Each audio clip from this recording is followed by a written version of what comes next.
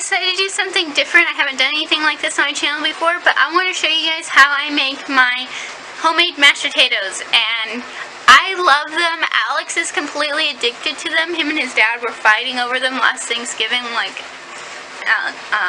all that. So they're really good. They're really easy to make. So I'll show you how I make them, give you a few alternatives for other things in the process of making them now. So, okay, so you start out with a quart of potatoes. Now I have home canned new potatoes. I like these the best, but you can use fresh potatoes, you can use bought canned potatoes. I like these the best because they're already kind of mushy, and since they're homegrown, they're a little bit better in my opinion. So for every quart, my recipe is for about a quart's worth.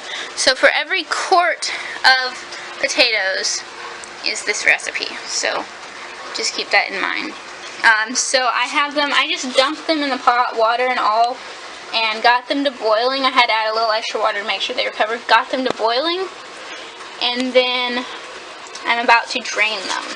So let's see. I don't think I can camera and drain at the same time, but you get the idea of draining. I'll be back. Just give me a second. Okay, so I got them all drained. Honestly, it's not a great idea to put them in a metal bowl, but this is the best one I have that's this size and this deep. So if you can avoid it, don't put them in a metal bowl because you might burn yourself. But now I've got them strained, you just mush them up. And now these aren't totally soft and smashy.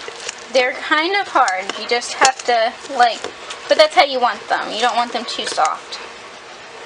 So you just mush those up. And there's all sorts of different potato mashers. You can use a fork if you don't have one. It really doesn't matter. And I'll be back in another few seconds when I get these mashed. Okay, you can see they're all mashed up now. And it's okay that they're a little chunky or whatever. That's kind of how I like them. I try to get the biggest pieces mushed up. So, and keep this out because you're going to need that again. It's best if you let these sit out and warm up, but it's okay if you don't because the potatoes are so hot.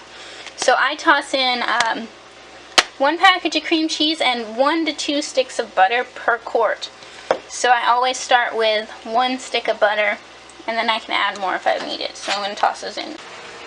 Okay, so I've got the cream cheese and the butter in there, and you just want to mash those in together. Sometimes you can use an electric mixer, it works better. I don't have one right now. And that's pretty much it. Sometimes you need a dash or 2 of salt, and that's about it. Once you get them all mixed together, you're done. And that's pretty much it. It just really depends on how many potatoes are in your quart, and some people like less cream cheese, some people like more. Same goes for the butter. It really just depends on your taste, and these are to taste.